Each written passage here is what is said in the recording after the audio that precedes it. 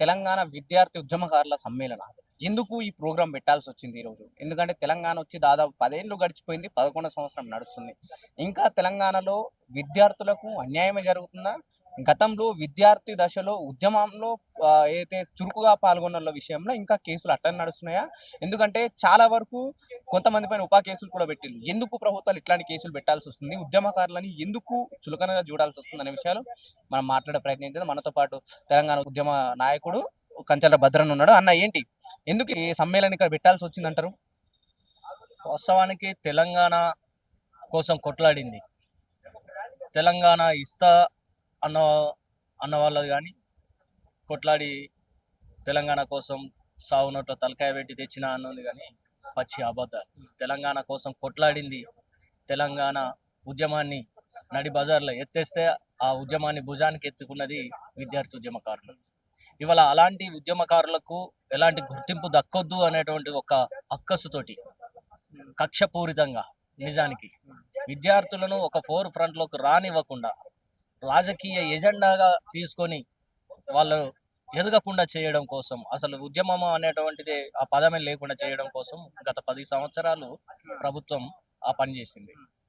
మీరన్నట్టు గత ప్రభుత్వం ఉద్యమకారులకు అన్యాయం చేసింది, విద్యార్థులను ఎదగకుండా చేసిందని మీరు అంటారు. కానీ అదే ఉస్మానియా యూనివర్సిటీని తీసుకుంటే దాంట్లో నుంచి ఇద్దరు ముగ్గురు ఎమ్మెల్యేలు అయిన వాళ్ళు కూడా ఉన్నారు కదా బీఆర్ఎస్ పార్టీ తరఫు నుంచి. సో అక్కడ న్యాయం జరగలేదంటారా విద్యార్థులకు? లక్షలాది మంది త్యాగాలు చేస్తే ఒకరిద్దరికి ఫలితాలు రావడాన్ని మనం అందరికీ ఫలితాలు వచ్చినట్టుగా చూపెట్టడం అది తప్పు. ఎందుకోసం కొట్లాడడం? నీళ్లు నిధులు నియామకాలు అని చెప్పేసి మాట్లాడారు. ఇవాళ నీళ్ళు ఎవల ఖాతాలోకి వెళ్ళినాయి, నిధులు ఎవల ఖాతాల్లోకి వెళ్ళినాయి, నియామకాలు ఎవల ఖాతాల్లోకి వెళ్ళినాయి. గత 10 సంవత్సరాలు చూసాము, ఎలాంటి నోటిఫికేషన్లు లేవు. ఉద్యమంలో 10 ఏళ్ళు కోల్పోయినాము. ఉద్యమం తెలంగాణ వచ్చినాక 10 ఏళ్ళు కోల్పోయినటువంటి 20 సంవత్సరాల జీవితం అయితే విద్యార్థులది ఆగమైంది. మరి అట్లా కొట్లాడిన వాళ్ళకి ఏం మిగిలింది? మెజారిటీగా ఒకరిద్దరు ఏళ్ల మీద లెక్క పెట్టే మా వాళ్ళకు మేము పదవులు ఇచ్చినాము, మేము అవకాశాలు ఇచ్చినాము అంటే సరిపోదు. అది 90% మంది పేదరికంలో మగ్గుతా ఉంటే నలుగురిని చూపెట్టి మేము ఇది ఇచ్చినాం అది ఇచ్చినాం అనేది న్యాయం ఎట్లయితది? ఒకవైపు 10 ఏళ్ళు బీఆర్ఎస్ పార్టీ కావచ్చు, టీఆర్ఎస్ గతంలో అంటే పూర్తి అన్యాయం చేసిందని మీరు చెప్తూ వస్తున్నారు. కానీ 10 ఏళ్లలో ఎక్కడ కూడా విద్యార్థుల నాయకులను కావచ్చు, లేక ఉద్యమకారులను పట్టించుకోలేదా బీఆర్ఎస్ పార్టీ? ఎక్కడ కూడా విద్యార్థి ఉద్యమకారులను పట్టించుకోలేదు. ఒక్కరే అంటే వాళ్ళ వాళ్ళ పార్టీలో పనిచేసే వాళ్ళకు పదవులు ఇచ్చుకుంటే అది విద్యార్థులకు ఇచ్చినామని ఎట్లా చెప్తారు? మీరు విద్యార్థులను బయట నుంచి తీసుకున్నారా? తీసుకోలేదు కదా. వివిధ యూనివర్సిటీల నుంచి ఒక ఐడెంటిఫై చేసి వాళ్ళని ఏమన్నా తీసుకొని వాళ్ళకి ఏమన్నా అవకాశాలు ఇచ్చారా? లేదు కదా. కనీసం ఒక గుర్తింపు కార్డులు ఇవ్వలేకపోయారు. ఒక ఎలాంటిది కూడా చేయలేకపోయింది. అటు ఉద్యోగాలు ఇవ్వలేదు, ఇటు అవకాశాలు ఇవ్వలేదు. రెంటికి చెడ్డ రేవడిలాగా ఇవాళ విద్యార్థి ఉద్యమకారులు మిగిలిపోయారు. మేము మాట్లాడుతున్నది మెజారిటీ విద్యార్థి ఉద్యమకారుల గురించి. ఏదో వాళ్ళ వాళ్ళ చెప్పు చేతల్లో ఉండి వాళ్లకు ఉపయోగపడ్డటువంటి, ఒక రకంగా చెప్పాలంటే ఒక బానిసలాగా వాళ్ళు ఏదో వాళ్ళ ఉద్యమాన్ని తాకట్టు పెట్టిన వాళ్ళకు అవకాశాలు ఇవ్వడాన్ని విద్యార్థి సమాజానికి అందరికి రుద్దడం అనేది కరెక్ట్ కాదు. వాళ్ళు అసలే అవకాశాలు ఇవ్వలేదు. రైట్. ఇందాక ఒక మాట అన్నారు. నేను చావును తలబెట్టి తీసుకొచ్చిన తెలంగాణను ఒకవైపు కేసీఆర్ చెప్తుండు. అటు నెక్స్ట్ వచ్చే తరం కూడా కేటీఆర్ లాంటి వాళ్ళు కూడా అదే చెప్తుండ్రు. మా నాయన ఉద్యమకారుడు, మేము ఉద్యమకారులు అన్న వాళ్ళు తెలంగాణకు ఈ ఉద్యమకారులు చెప్పుకుంటున్న బట్టి ఉద్యమకారులు ఎటువంటి జరగలేదు ఇంత 10 సంవత్సరాలలో. ఎలాంటి న్యాయం జరగలేదు. నిజానికి అదొక ఉద్యమ ద్రోహం. ఒక ఉవ్వెత్తున నడుస్తున్నటువంటి ఒక ఉద్యమాన్ని దానిలోకి చొరబడి వాళ్ళు డైవర్ట్ చేసి ఒక సామాజిక వర్గానికి ఒకరికే ఆ క్రెడిట్ దక్కేటట్టుగా వాళ్ళు అటువైపుగా మొత్తం కూడా తీసుకున్నారు. కేసీఆర్ ముందుండి నడిపించిందని వాదనలు అవుతున్నాయి కదా మరి. కేసీఆర్ ముందున్నాడా ఎన్నుకున్నాడా డిసైడ్ చేయాల్సింది ప్రజలు.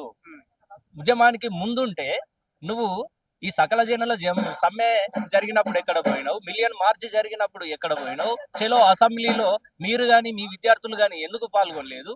ఇవన్నీ ప్రశ్నలు ఉన్నాయి.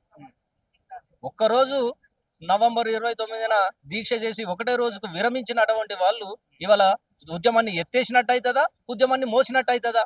సరే, ఇందాక మీరు మాట్లాడుతూ ప్రస్తావించినట్టు ఈ 27 నాటికి బీఆర్ఎస్ 20 సంవత్సరాలు పూర్తి చేసుకుంటుంది. వరంగల్లో ఎల్కతుర్తిలో పెద్ద ఎత్తున సభ జరపబోతుంది, రజతోత్సవం సభ గురించి. దాని గురించి ఏం చెప్పదలుచుకున్నారు? వాళ్లకు అసలు వరంగల్ గడ్డ మీద అట్లాంటి ఒక సభ జరిపేటువంటి అర్హత లేదు.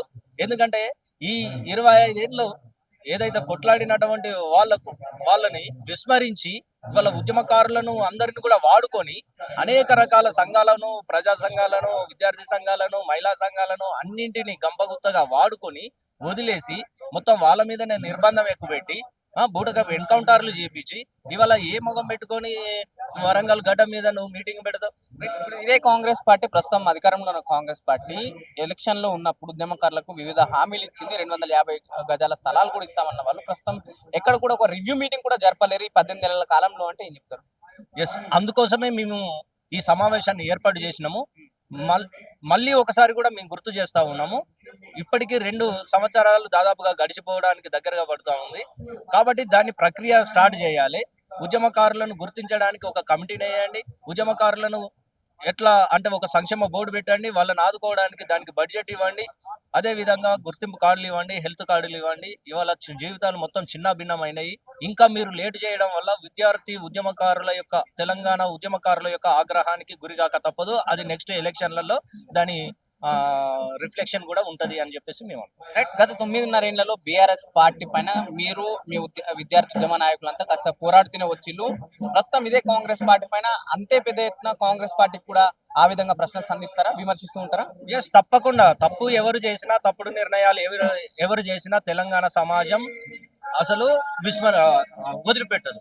ఖచ్చితంగా ఇవాళ బీఆర్ఎస్ కి ఏ బుద్ధి చెప్పిందో కాంగ్రెస్ కూడా అదే బుద్ధి చెప్పాల్సి ఉంటది. కాబట్టి మీరు ఇచ్చిన మాట మీద నిలబెట్టండి. మీ మీద గౌరవం ఉన్నది, సోనియా మీద గౌరవం ఉంది, రాహుల్ గాంధీ గారి మీద గౌరవం ఉన్నది. మీరు వచ్చారు, మీరు హామీ ఇచ్చారు.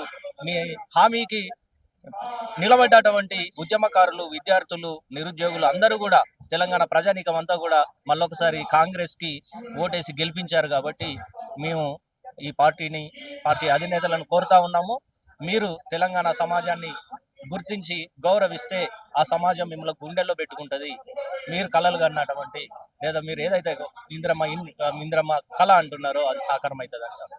ప్రస్తుతం తెలంగాణలో సామాజిక తెలంగాణ లేదంటారా?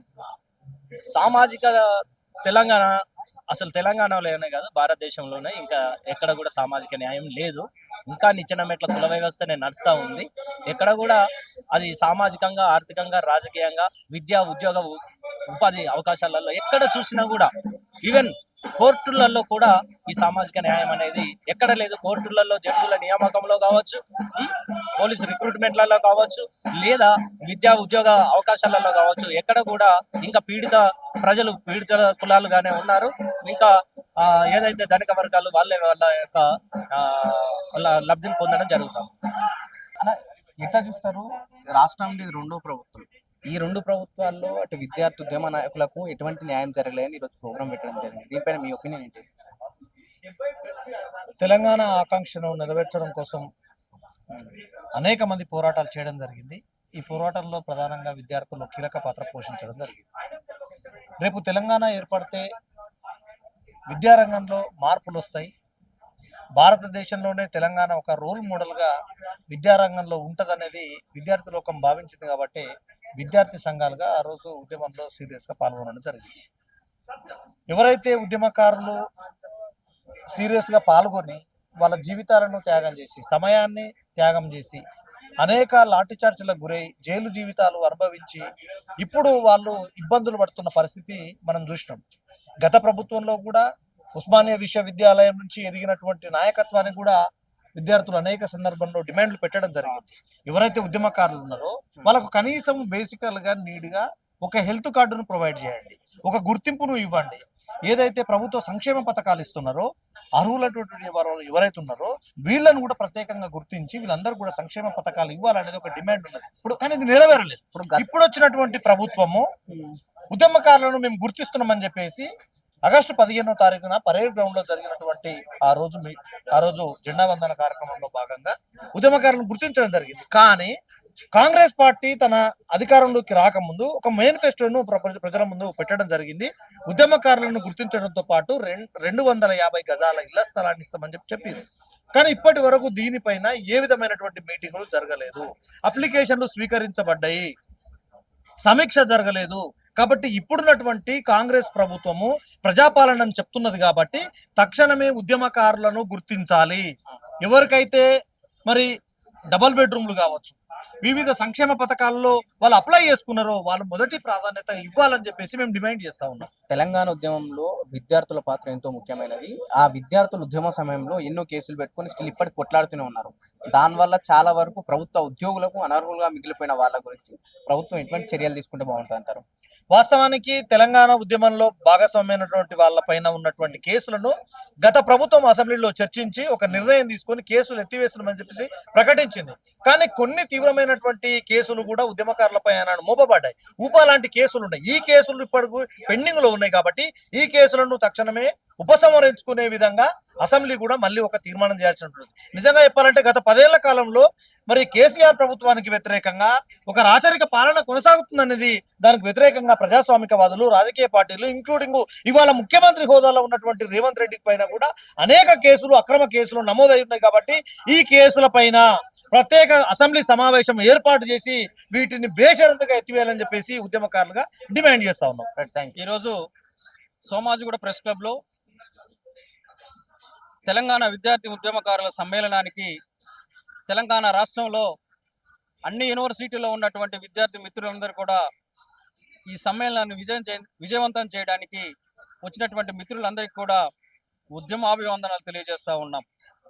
మిత్రులారా, ఈ తెలంగాణ రాష్ట్రంలో తెలంగాణ ఉద్యమకారులకు ఇచ్చినటువంటి హామీలు రాష్ట్ర ప్రభుత్వం ఏర్పడినప్పటి నుంచి, తెలంగాణ రాష్ట్రం వచ్చినప్పటి నుంచి ఈ రోజు వరకు కూడా విద్యార్థి ఉద్యమకారులకు కానీ తెలంగాణ ఉద్యమకారులకు కానీ ఇచ్చినటువంటి హామీలు ఎక్కడ వేసిన గొంగడిలా అక్కడలే ఉన్నాయి.